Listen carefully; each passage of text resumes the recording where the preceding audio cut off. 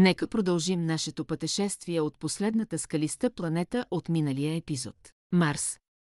Към най-далечната планета, която бележи края на нашата Слънчева система. Приятно гледане! Юпитер. Юпитер е най-голямата и най-старата планета в нашата Слънчева система. Историята му обхваща 4,5 милиарда години. Тази газова гигантска планета е съставена от същите елементи като звезда, но не е нараснала достатъчно, за да заплъмти. Външният вид на Юпитер е резултат от въртящата се вътрешност на газове и течности, която създава тъкан от цветни облачни ленти, както и известното голямо червено петно. Голямото червено петно е гигантска буря. Това е антициклон и тъй като на планетата няма земни маси, които да го забавят, голямото червено петно бушува вече повече от век.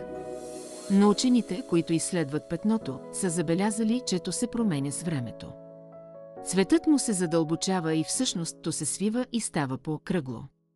Тези, които го изследват, очакваха, че поради това ще видят, че ветровете вътре в голямото червено петно ще се ускорят, тъй като бурята се свива като фигуристка, която се върти по-бързо, когато свива ръцете си.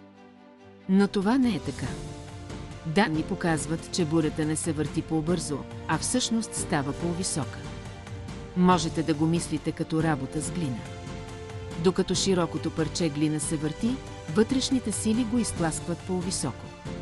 Така че от нашата перспектива, когато гледаме облаците, виждаме, че петното се свива и става по-окръгло. Голямото червено петно някога беше достатъчно голямо, за да побере 3 земи. Сега е малко по-голямо от една. Тези открития бяха направени чрез анализ на данни от многобройни мисии на НАСА, включително Voyager, Hubble и най-новата – Юнона. И чрез допълнителни изследвания учените се надяват да открият още тайни на мистериозното голямо червено петно. Сатурн. Шестата планета от Слънцето. Той е известен със своите величествени пръстени. Той е втората по големина планета в Слънчевата система след Юпитер. Сатурн е газов гигант и е съставен основно от водород и хелий. Планетата има много ниска плътност, което означава, че ако можеше да бъде поставена в огромен океан, тя щеше да плува. Пръстените на Сатурн са неговата най-разпознаваема характеристика. Те са съставени от ледени и каменни частици с различни размери, които обикалят планетата в различни орбити. Пръстените са разположени на различни дистанции от самата планета, като големината на частиците варира от няколко сантиметра до метри. Сатурн има повече от 80 луни, като най-голямата от тях е Титан. Титан е интересен със своето наличие на атмосферни условия, които включват метанови дъждове и езера от течен метан. Това прави Титан един от най-загадъчните обекти в Слънчевата система. Планетата има много силно магнитно поле, което създава огромна магнитосфера около нея. Сатурн обикаля около Слънцето за 29,5 земни години и е известен със своето бавно въртене. Денят на Сатурн е само 10,7 часа. Сатурн е обект на множество научни изследвания, включително и мисията на НАСА Касини, която изследваше планетата и нейните пръстени в продължение на много години, предоставяйки ценни данни за учените. Уран. Седмата планета от Слънцето е уникален със своето наклонено осево въртене. Неговата ос на въртене е наклонена почти на 98 градуса спрямо орбиталната му плоскост, което означава, че планетата буквално лежи на една страна по време на своето въртене.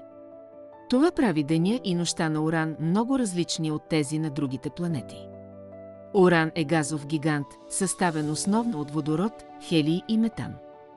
Именно метанът придава характерния синьо-зелен цвят на планетата, тъй като той абсорбира червената част от спектъра на светлината и отразява синята. Планетата има система от пръстени, макар и те да са много по-малко забележителни от тези на Сатурн. Уран има 27 известни луни, като най-големите от тях се наричат Титания, Оберон, Ариел, Миранда и Бейлинда. Уран има много студена атмосфера с температури около минус 224 градуса по Целзий, което го прави една от най-студените планети в Слънчевата система. Той има силно магнитно поле, което е наклонено и не съвпада с оста на въртене на планетата. Планетата е изследвана основно чрез мисията на НАСА Voyager 2, която премина покрай нея през 1986 година. Нептун. Осмата и последна планета от Слънчевата система. Той е газов гигант, подобен на Уран, и е известен със своето дълбоко синьо оцветяване, което се дължи на присъствието на метан в атмосферата му. Нептун е открит през 1846 година чрез математични изчисления, като е първата планета, открита не с телескоп, а с помощта на теоретична прогноза. Атмосферата на Нептун е много бурна и динамична. На планетата се наблюдават силни ветрове, които достигат скорости до 2100 км в час, правейки Нептун един от ветровитите обекти в Слънчевата система. На повърхността му има и огромни бури, като най-известната от тях е тъмното петно, което наподобява голямото червено петно на Юпитер. Нептун има 14 известни луни, като най-голямата от тях е Тритон. Тритон е уникален, защото орбитата му е ретроградна, което означава, че той обикаля планетата в посока противоположна на въртенето на Нептун. Това означава, че Тритон може да е уловен обект, като астероид.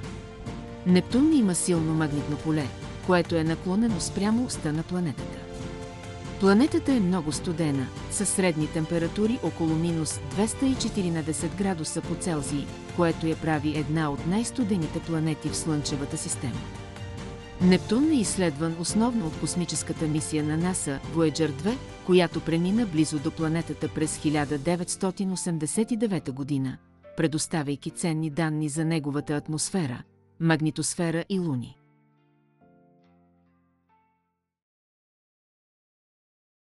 Ако съдържанието ви е било интересно, харесайте видеото и се абонирайте за нашия канал с камбанката. Така ще получавате известия за нови интересни видеоклипове. До нови срещи, приятели!